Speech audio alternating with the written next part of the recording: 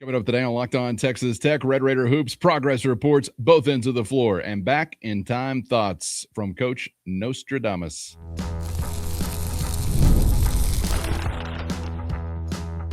You are Locked On Texas Tech, your daily podcast on the Texas Tech Red Raiders. Part of the Locked On Podcast Network, your team every day. Great to be with you again on Locked On Texas Tech on the Locked On Podcast Network, your team every day, always free and available on YouTube or anywhere you get podcasts. Now the number one sports podcast network in the world. Thanks as always for making us your first listen. With the only Chris Level, I'm Casey Cowan. Chris, great to be back with you. And on today's episode, as we continue to bide our time like patient Red Raiders awaiting the next opportunity on the hardwood, that's Saturday morning in Orlando, Florida. Got a unique opportunity here today to talk Red Raider hoops in a bit of a reflective way, if you will. I want to bring some sound to you from Grant McCasland, Tech head coach, prior to this year beginning. I've talked this week about wanting to really check in on what's happening defensively at this point in the season, as that obviously was very much a work in progress beginning the year, and I would guess still just remains a work in progress. But we'll dive into that, and we'll utilize in part some predictions from Coach McCasland as to what it might look like defensively. And I'll do the same thing with you offensively, and also thoughts from him preseason-wise as to the heights we could see this offense produce getting into the year. Some hits, some misses, maybe somewhere in between. So a bit of a progress report, and then we'll compare that to how the reality is playing out in the here and now. Let's begin on the defensive end of the floor, Chris. This is from a conversation that Coach McCasland had on Dimes, a college basketball podcast, prior to the year beginning. Again, we'll start in a defensive frame of mind. The point of attack is so important on how you guard the ball. And you know, there's a ball pressure. If you look at our numbers last year, we took away the three-point line. We were the best defensive rebounding team in conference play. We fouled too much, which, I mean, like, there's an instinct part of this that you push our guys to pressure the ball, but the more you get out there, sometimes you put yourself in position where you don't do it with as good of fundamentals. And then I think without the charge rule, you got to have length and athleticism at the rim and shot blocking. And if you look at the Texas Tech team that played the national championship game for Coach Beard, you know, they were the number one defense in the country. And it was one of the best defenses in the history of college basketball. And a big part of it was they took charges, but they also had Tariq Owens in the back line of that thing who could block shots. And so the switchability was important, the size and athleticism. And I'll tell you, that's where Luke's so vital to our team, I think. Luke Bomboye being the best returning shot blocker with per percentage of possessions played. He's just got the instincts. And I do think we have better size and athleticism across the board. But guys like Lawan Watts, who I think will be one of the best players in the Big 12, he's got to get better defensively. I mean, he's been a part of good programs and great programs that have won and played well, but his ability to switch and to be able to guard multiple positions, he needs to improve, you know, and guys that have just stepped into our program, Tyree Bryan and Donovan Atwell, those guys, Josiah Mosley, just keep making steps defensively. And you don't have the depth of experience that maybe a Houston has, where they've had guys together for a long stretch. So their defensive integrity as a team is better than ours. I mean, that's where hopefully we'll just keep getting better at our switchability, and then having Luke back there will give us another element where when things do break down, we don't have block charges called because we're late. We can go ahead and make some plays at the rim and create some fast break opportunities with the way we can protect the basket. Really interesting to take a look back, right? And certainly standing out to everybody, I'm sure. A key cog he's mentioning there yet to consistently be available or contribute in Luke Bomboye, but maybe we're nearing that. What'd you make of that?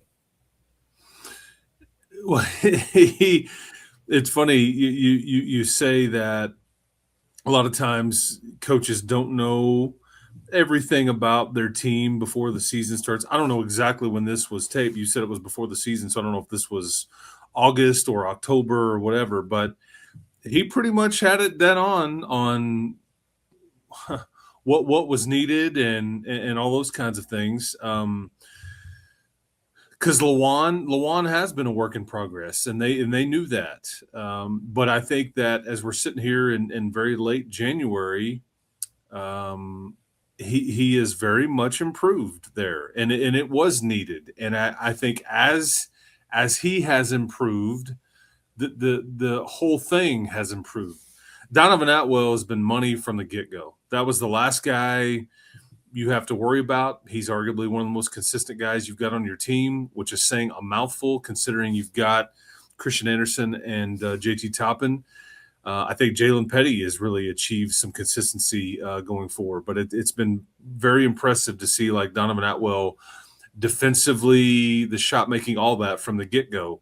But it's crazy because I think what Grant is talking about with Luke Mamboye is that based on minutes played, he had the most shots blocked per minutes played or something, that he led the country in that statistic last year. I don't think he had the most blocks of anybody in the country, but per minutes played. And so then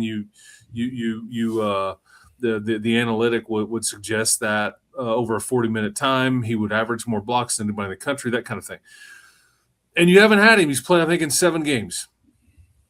And what those guys do, because he mentions the Tariq Owens example, which is the holy grail of portal transfers, of juice guys, of just, golly, boy, did this work. And Tariq Owens pieces. Oh, yeah. I mean, it's like far there's been few players that have come in here and have gotten the people to love and all that. And part of that was because of where they went with him, right? They won, and they won big. Him having the Willis Reed moment coming out of the tunnel, in Minneapolis at the Final Four in front of like 72,000 people, but that's, but what Tariq and what I think they're hoping Luke was, they're an eraser. So what happens is if you don't have everything on point and somebody screws up, a lot of times these guys fix it. Or you can be more aggressive out on the perimeter. We can extend our point of pickup out further a bit, because if somebody gets me and they get by me, my boy's back there to clean it up, and so it allows you to do some different things. This team, though, has not had that for 70-80% of the season. They haven't had Luke Mamboye playing. He's played in 7 of the 20 games that you've played. Math, I don't know if the percentage and is it's right. Almost been like JT Toppin's been required or called to, and thankfully he's answered the call to elevate his eraserness at the rim, right? I would say that if everybody's going to talk about the points and the rebounds, and you could talk about, okay, the 3-point shot is still a bit of a struggle. That's the one thing that JT has just gotten so much better at, is the ability to defend in one-on-one without fouling, the ability to time up a shot and block it. He's got 32 blocks, man, 32. That is big time. And I think part of that is because he added some weight to that frame. He got stronger, and it allows him to hold up and play through contact, not just on offense, but also withstand some of these big post players on the defensive end as well. And then, because he's got one of the quickest jumps off the floor of anybody I've ever seen. He's just got some quick twitch to him where his hands are so fast. He understands angles, but his ability to kind of get off the floor as fast as he does, that allows him to get to these shots and block them. And he didn't necessarily have all that timing or the physicality to his game last year. And he was Big 12 Player of the Year, but this has clearly been improved. Now, what's fascinating is, and this may be imminent. Hi, everyone. I'm Kalia Butler, host of Locked On Women's Basketball, and this is Mazda's Women's Basketball Snapshot, celebrating the work no highlight reel can ever capture. The WNBA has released its 2026 schedule, featuring a 44-game regular season beginning on Friday, May 8th. The league's historic 30th season includes expansion teams Portland Fire and the Toronto Tempo, with opening weekend highlights such as Caitlin Clark and the Indiana Fever hosting Paige Beckers and the Dallas Wings, and a rematch of the 2025 finals between the Aces and the Mercury. In Unrivaled, Miami felt the breeze as Paige Beckers powered the breeze to a 75-68 win over the Lunar Owls, finishing with 28 points and 7 assists. She was joined by 20-year-old Dominique Malunga, who added 21 points, 8 rebounds, and became just the second player to ever dunk in an unrivaled game. In college hoops, South Carolina handed Vanderbilt its first loss of the season with a dominant 103-74 win. These moments are earned off the clock, those long before the lights ever come on. The sweat, the fakes, the doubt, the scrapes, and coming back for more every time. Mazda puts the same drive into every detail. Wins define the moment. Putting in the work, that defines you. There's more to a Mazda because there's more to you. Today's episode brought to you by Open Door Financial. And if you're a Red Raider balancing family and career, you've probably thought about your financial future, retirement, getting out of debt, leaving a legacy for your kids. But here's the thing, most financial advisors just trying to sell you something, hit a quota, or they only work with clients who have huge investment minimums, and that's not how it should be done. That's where Open Door Financial Advisors comes in, doing things differently. They were founded by a 2007 Texas Tech graduate right here in Lubbock, and they've spent over 15 years serving Red Raider families across the nation with one simple mission, helping you gain financial freedom and peace of mind, no matter where you're starting from. And Chris, you've got a long relationship with Open Door Financial Advisors, and that's the thing they really love doing most, being Red Raiders that help out Red Raiders. Yeah, Derek Finley, man, he is one of us. He is a Texas Tech guy that really wants to help Texas Tech people, and it doesn't matter where you live either, because I think he's got clients from all over. But he is based in Lubbock, and it doesn't matter. But if you're trying to get out of debt, or you're trying to how do I get wealthy and secure my future by saving, he can handle anything in between, all of it. But yeah, check him out. But Derek's good people, and he's a Red Raider. He's been on this journey for many years as it relates to Texas Tech. So he knows what you're going through. Yes. They work on a subscription-based fee-only model, which means they're never earning commissions on anything they're selling you. So there's no hidden agendas, no investment minimums, just straightforward advice. So whether, like Chris said, it's organizing investments, crushing debt, or building a legacy that goes beyond just money, they're ready to help families of all needs and resources, all while living by West Texas values, truth and grit. So if you're ready to work toward your big horizon, visit Open Door FA. That's opendoorfa.com to connect with Open Door Financial Advisors. Honest guidance for Red Raider families who want to take care of what matters most. This may, in fact, be imminent. What happens when you do get some consistency here and you can play these guys next to each other? And at that point, you can play matchups, but at some point, okay, now you're going to have a guard come off the floor. Watts isn't going to play, or Petty's not going to play, or Atwell's going to play, not going to play. I mean, you're some piece that you've kind of been rolling with is going to not be on the floor, which is not great, but it allows Grant to play the matchups. Okay, now we can go big, or hey, we can deal with foul trouble. But the thing that it's funny you mentioned that this podcast came before the season, because the one thing that Grant talked a lot about very outwardly, and he was very critical of himself, in that what he tried to learn from that Florida game was the ability to substitute for offense and substitute for defense, like possession by possession. Felt like he didn't do that very well against Florida down the stretch, and that's what got him.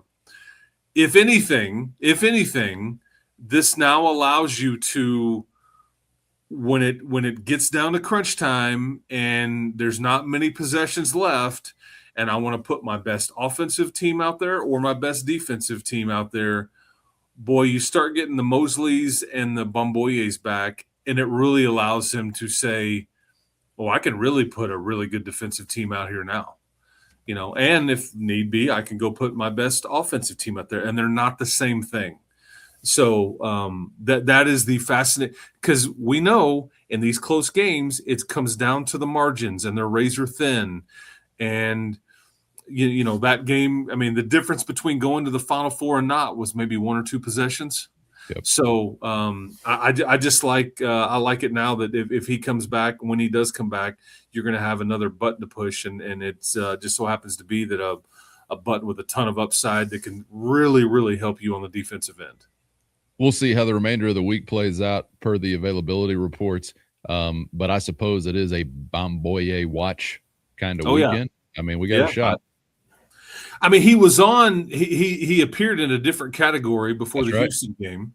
Most electric category shift of the season, availability report wise. Yeah, because Mosley was in a probable category, and then he played the 10 minutes.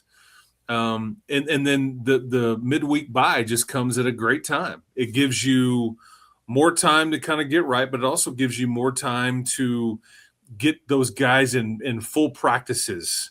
And all those things, because you got an interesting little 2 to 3 day stretch here. I mean, you're in Orlando against a 16-4. This is a quad 1 game, people.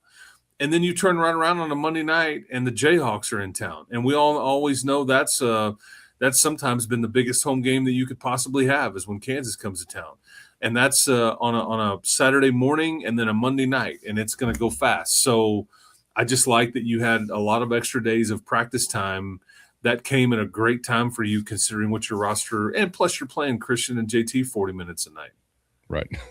Right. Before we get to the other end of the floor and talk offense and hear another thought from Coach McCaslin, conversation, or at least it was published October 3rd, by the way, for context's sake. Before we get to the offensive end, Chris, just back to the here and now defensively, beyond JT elevating his game, beyond hoping for some more size or for a shot blocker like Bamboye to be back soon and to acclimate quickly, what else has stood out to you about where they are team defense wise as we sit here now, whether it's guys off the bench or it's some other supporting cast, Christian Anderson? What stands out to you defensively? I think you're right now. Like if you look at the Ken Palm stuff, and there's Torvik, there is Evan Miyakawa, there's a variety of different metrics out there. Grant pays a lot of attention to the Ken Palm stuff, and the Ken Palm stuff is a clear metric where you're doing certain things, it translates to wins, right? And right now, I think you're like offensively, you're like 9th in the country with your rating, and then defensively it's 40th. It's kind of like a different version of total offense, total defense, and the football side of it. So you are improving, because there was a time when you were hovering around 100 defensively. It is improved dramatically. In fact, I think there's ways to break that down and say, like in the last, say, 28 days, a snapshot, what does it look like there? And I think you're a top 10 defense in the last, like, say, 28 days, depending on the metric that you look at. Chris, there's been some stiff competition offensively in the last 28 days, I'd like to add. I would agree. I would absolutely agree. And that's just what you're going to deal with in this league.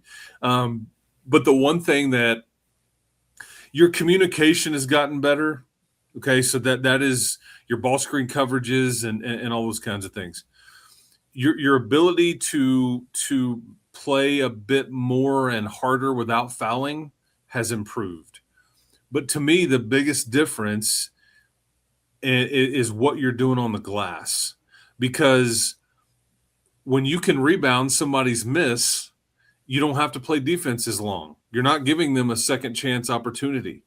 I mean, the prime example was what you did to Houston on Saturday. Not only were you doing your thing on one end of the floor and rebounding your misses, but you were rebounding theirs. And earlier on in the season, it's like, second opportunity, third opportunity, just can't.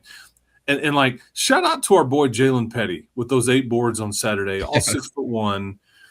You can't have a good rebounding team unless your guards are a part of it. And it's not like you're looking for one of these rascals to like have 10 or 12 like JT is, but when 3 or 4 of them, I mean, Kyler Edwards was one of the better rebounding guards you've had in recent years. He was also one for Houston too, as a matter of fact. But when you look up and you've got 3 or 4 of your guards that are averaging 3 to 4 to 5, 6 rebounds in some cases. The total of that, you just really put a team in a bind, and you don't have to put as much stress on your defense. But now that you're adding some depth to it, guys don't have to maybe play as many minutes. And mainly what Mosley does is it allows you not to have to play guys out of position. Hey, go. Hey, if you're a big dude, go guard this smaller guy out on the perimeter. It's not a fair fight. Hey, smaller guy, guard this post guy on the interior because we don't have anybody else. And now you're not going to have to do as much of that. So that should only improve and get better. It's just how long does it take to acclimate these guys to where everybody can feel comfortable and everybody is comfortable with their role? Whether that's 8 minutes a night, 15 minutes a night, and who plays well together and all those things. But because that's going to take a bit of time on exactly what buttons to push. And sometimes for a coaching staff, when you don't have any buttons to push, it's great because you don't have to make a decision and go like, I should have done this. No, I don't have a choice. So let's go. That's kind of what mode you've been in the last, say, 2 to 3 to 4 weeks. It's like, I can't take these dudes out, so let's just roll with it. And it's been working. Well, now you're going to have some buttons you can push, but it also protects you from foul trouble. And I just like the size. And you look the part, Cowan. You look the part. You can switch. You've got length and athleticism out there, and it creates a wider margin for error if you can get everybody acclimated to what their role might be. That just may take some time. It's certainly a good sign to see a characteristic showing up that's required if you're going to do these hard but necessary things like defend or rebound, and that's just want to. High effort, high intensity, high urgency play, and a whole lot of competitive fire. And whether it's Jalen Petty or the tallest man on the floor, you're not cleaning the glass without wanting to and being willing to go do that kind of work. And you want to see that type of trait for any team. You expect it from a Grant McCasland team, and I think we've seen that plenty. That's sort of a startling statistic to think about, that defensive trend and ranking most recently, given your most recent competition. So not just a statistical type of aberration or manipulation. I mean, that's telling you something right there. So good news, and still potentially with more defensive help to come. Before we wrap this conversation up, Chris, let's get to the other end of the floor, because obviously you have been putting on some displays offensively. I guess just because surely you're not perfect, it's still a work in progress technically as well. But, man, some days it has looked like a work of art, particularly from long range. Let's travel back in time again for just a minute and take a listen to Grant McCasland talking about some offensive expectation for this team, and then we'll get to the here and now reality. First, today's episode brought to you by Rocket Money. Ever feel like your money can disappear each month? It can happen fast. A few subscriptions here, impulse buy there. Suddenly the numbers in your bank account don't match the numbers in your head. Rocket Money helps you get clarity, track every dollar, and stay in control of your finances, because managing your money shouldn't feel like a second job. Rocket Money does the heavy lifting for you so you can save more and stress less. Rocket Money will find subscriptions you forgot you were paying for and help you clean them all up quickly. And seeing all of your spending on one dashboard makes it easier to understand where your money is going. Plus, it's great how Rocket Money automatically builds budgets based on past spending and keeps you on track without overthinking it. And with the app, you're going to find good times to save each month and keep consistent with your financial goals. Take control of your finances and cancel your unwanted subscriptions with Rocket Money. Go to rocketmoney.com/lockedon today. That's rocketmoney.com/lockedon. rocketmoney.com/lockedon. Travel back in time again for just a minute and take a listen to Grant McCasland talking about some offensive expectation for this team, and then we'll get to the here and now reality on that front. We've won a lot of different ways. We've won playing the slowest pace in the country, and found ways to grind out possessions. I do anticipate this team being one of the best offensive teams I've ever been around. It doesn't mean that we're going to shoot the ball well every night, but I think our competitiveness and I think the mix of guys that we have just super fun to coach and be around every day. I mean, I walk into the gym and that we can do a lot of different things offensively. And I think what you can expect from this group, I mean, you return player of the year in JT Toppin. Everybody knows JT just because of the set, but he was the first, Texas Tech all Big 12 player of the year and newcomer of the year in his first season. So just his experience of being a playmaker, he got to the end. He just he's not selfish. I mean, every time he's got two people on him, he's trying to pass. I mean, it's the reason why he got thrown out of the Houston game. And the reason why I had an early exit is because he was passing when he got two people. He really is one of those guys that has a heart to make the right play. I mean, he's not selfish. So it's fun to have a guy like that kind of back. And then Christian Anderson had such a phenomenal summer playing with Germany. I mean, I think you'll see those two guys being the anchors of what we do. Chris, so much talk and headline about the shooting, but maybe I'm missing what's actually turning the wheel, and that's some of that improved passing from JT Toppin he's describing there. Yes, and I think Christian and JT's willingness to say, "Hey, man, everybody gets to eat, man. I'm it's just it worked." This has been a Jeff Linder Picasso to this point, just with what you've done offensively. And the beauty of it, it's so simple in nature. And yet it's not. I mean, there's so many subtle nuances and the ability to play off of certain things, but it's what we talked about at this time of year back in, like, say, September, October. You will have one of the best pick and roll combos in the country. And when you spread it out with the elite 3-point shooters, which you have, you just put teams in a bind. And there's nothing tricky. You've seen teams try to zone you up and you just shoot them right out of it, like within a couple of 3 possessions. But Colorado tried that, and you ended up going up big on those guys. And there's been a few other teams that just basically say, we're not very – I mean, Baylor tried it, same thing. I mean, and I'm not saying somebody can't do it and have some success with it, but so mostly you've seen, everybody trying to play man, and it's just you've got guys making the right play. And JT, at the first of last year, those double teams would come, and he would turn it over a little bit and not know exactly where to go or where his guys were going to be. It's just, and again, we've talked about this, but it's fascinating to me. People will forget this in time, but JT missed basically a month of last season from mid to late November until like mid to late December. Okay. There was the 4-week period there, and you didn't have that many games there, but it was a month of calendar time. And then he was big against, ironically, UCF, your next game on New Year's Eve, but you played terrible as a team. He scored a bunch of points. You couldn't stop anybody. Then you go to Utah, and that Utah and BYU, he was a non-factor in that road trip, okay? You figured out some other things, but he didn't factor in at all, dealing with foul trouble and all those kinds of things. And yet he was still, Big 12 Player of the Year. And I just think about how consistently good he's been all season long this year. But if it's not the defense and the shot blocking and some of the way he's affected things on that end of the floor, it's clearly his ability to make the right play, out of the double team. And like Houston, I think sometimes we're trying to triple him a bit. You had 2 coming at him, and you got another guy kind of jabbing at the ball, and he knows where those shooters are going to be, and it's just – and you've got guys that are just continuing to make teams pay. Atwell, Petty, Christian, it's awesome because those are daggers. And like when Houston, it's like, okay, they double, they get the pass out. Okay, so we're not going to let him beat us. And then you start spreading it around, and it ends up with Josiah Mosley. Like, okay, he's not even on the scouting report. That's good. And he knocks down 2 threes right in front of the Houston bench. You got to be thinking they were like, you've got to be kidding me.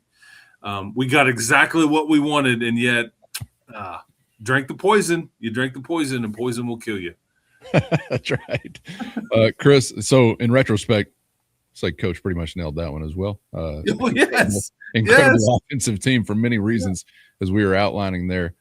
Before we wrap it up, got to see the next potential victim in the form of Central Florida in action on Tuesday night of this week. And was a tight one with Arizona State, kind of getting pushed around a little bit on their home floor, I guess, for a period of time, but find a way to make some buckets down the stretch and get the win, which is all that matters at the end of the day. But anything to make of the Knights following what you saw there?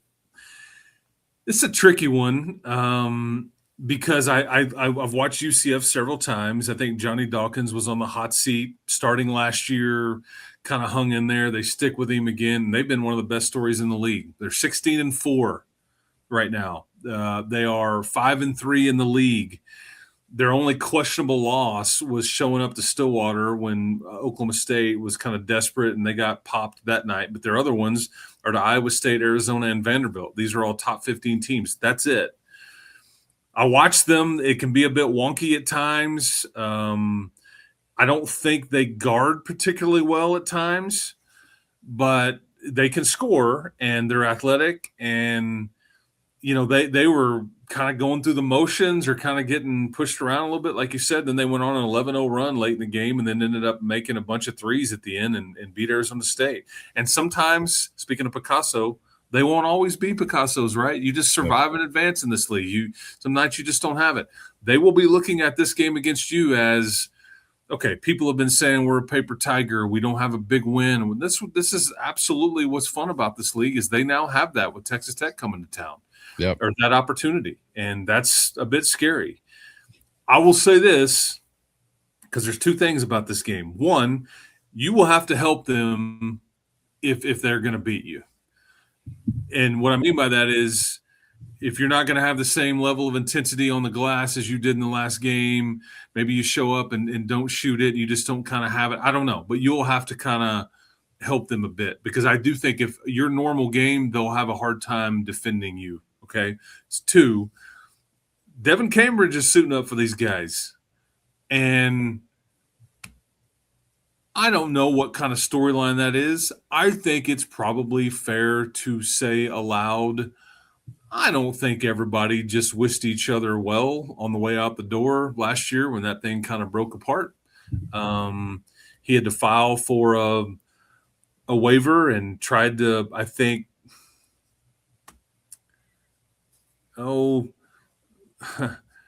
support his case by maybe trying to throw some people under the bus here on whatever to allow him his eligibility to continue, which he's now in his 6th year. So that's an interesting dynamic that I'll be kind of following here for sure. A lot of people go to college for 6 years. I mean, I almost did. I mean, I didn't want to. I was like, golly, this is, I transferred around I played junior college basketball and you have to throw anybody under the bus to get another year? No. I mean, maybe some teacher to my parents, like, hey man, right. they didn't teach me right enough. Yes, I have to repeat this class. Of course. I was there every day ready to learn. It was the instructor's curriculum that was at fault. Okay. I don't count. How long did it take you? Were you a 5-year guy? 5.5 years on campus and still got some credits to clean up. Okay, there you go. So, and now these kids get out of high school and they've got like 25, 30 hours of credit. And I didn't have any of that, right?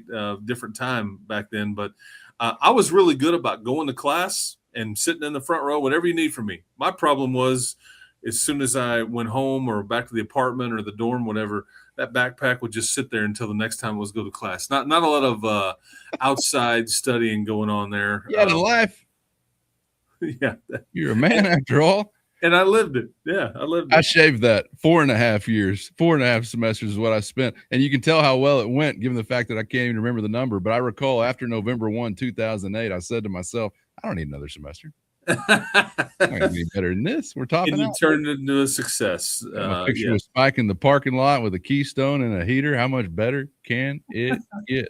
I think that at some point in time we'll probably be in a Texas Tech museum. All right, we are spiraling to wrap up this program, so let's wrap it up. Chris, appreciate your time. Enjoyed the convo as always. We still got a mailbag mode, by the way, so save some spiraling for the Friday edition because it'll get wild and weird, I'm sure. Appreciate everybody for being out there and looking forward to it. Chris, we'll see you then. Guns up, people. Keep hope alive. We'll talk to you next time. Be careful out there. And get subscribed on YouTube or anywhere you get podcasts so you never miss an episode. Thank you to the everydayers always riding along. And, of course, the Matador Mob Hit our show notes to find a link to a free 14-day trial if you're interested in joining that crew. Your direct line to Chris and myself with one-on-one text sent straight to your phone. And I got to send a shout out to my guy Randall, who was even passing along driving on ice tips via text from the Matador Mob. So they got our backs in so many ways, and we appreciate them so much. For Chris, I'm Casey. Thanks as always for the time. We hope to see you back for the next round on Locked On Texas Tech.